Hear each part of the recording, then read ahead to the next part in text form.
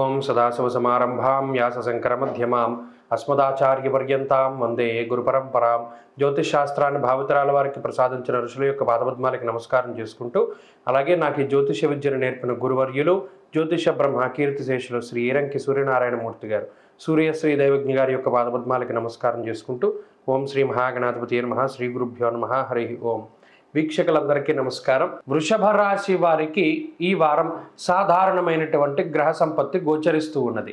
ప్రత్యేకించి వ్యయస్థానమందు ఉన్నటువంటి రవిగురుల యొక్క సంచారము ఈ గ్రహస్థితి కొంత ప్రతికూలంగా ఉంటుంది. అనగా వ్యయస్థానమందు ఉన్నటువంటి రవి మరీ ముఖ్యంగా స్వస్థాన నాశనం చేయవ బంధురోగో ధనక్షయం అనేటువంటి శాస్త్రవచనం ప్రకారం కొంత బంధుమూలకంగా ధనాన్ని ఖర్చు పెట్టిస్తారు.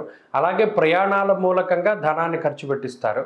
లేదా ఉద్యోగపరంగా ఒక ప్రాంతాన్ని వదిలిపెట్టి వేరే ప్రాంతానికి వెళ్ళడము, లేదా మరి ఏ ఇతరత్ర స్థానచలనానికి సంబంధించి కూడా కొంత ధనాన్ని కానీ లేదా శారీరక శ్రమ పరంగా కూడా కొంత ఇబ్బంది పెట్టడానికి అవకాశం ఉంటుంది. అయితే లాభస్థానం ముందు ఉన్నటువంటి శుక్రుడు కానీ, బుధుడు కానీ, రాహువు కానీ ఎక్కడ ఆర్థికంగా మీకు అది ఎంత ఖర్చు అవ్వనివ్వండి, గతంలో ఈ ఖర్చును చూసి మీరు భయపడ్డ సందర్భాలు ఉంటాయి, కానీ అంతకు మించి ఖర్చు ఉంటుంది. అయినప్పటికీ కూడా ఈ లాభస్థానంలో ఉండేటువంటి గ్రహ సంపత్తి మీకు ఎంత ఖర్చు అయినా సరే ఆ ఖర్చుకు తగ్గ ఆదాయాన్ని ఖచ్చితంగా మీకు చూపించగలుగుతారు ఈ మూడు గ్రహాలు కూడా.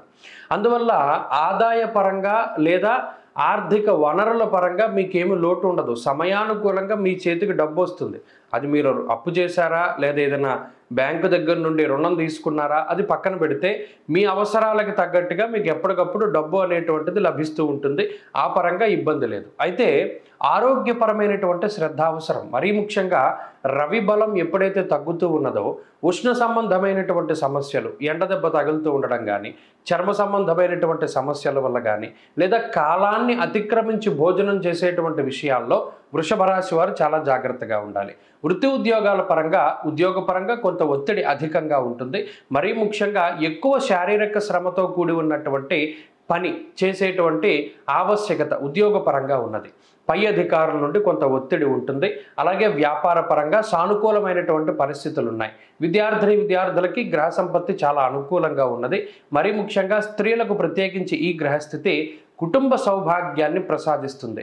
సంతానానికి సంబంధించి కానీ లేదా వివాహాది శుభకార్యక్రమాలు కానీ కొంత అనుకున్నది అనుకున్నట్టుగా జరగడానికి అవకాశాలు ఉంటాయి. మరీ ముఖ్యంగా వృషభ రాశి వారు ఈ వారంలో మరింత అనుకూలమైనటువంటి ఫలితాన్ని సాధించడానికై శ్రీ మహావిష్ణువు యొక్క ఆరాధన చేస్తూ ఉండడం చెప్పదగినటువంటి సూచన. విష్ణు సహస్రనామ స్తోత్ర పారాయణం లేదా శ్రవణం శుభ ఫలితాన్ని ఇస్తుంది. ఈ వారంలో కలిసొచ్చేటువంటి రోజు బుధవారంగా చెప్పవచ్చును. అదృష్ట సంఖ్య 2, అదృష్ట వర్ణము ఆకుపచ్చ.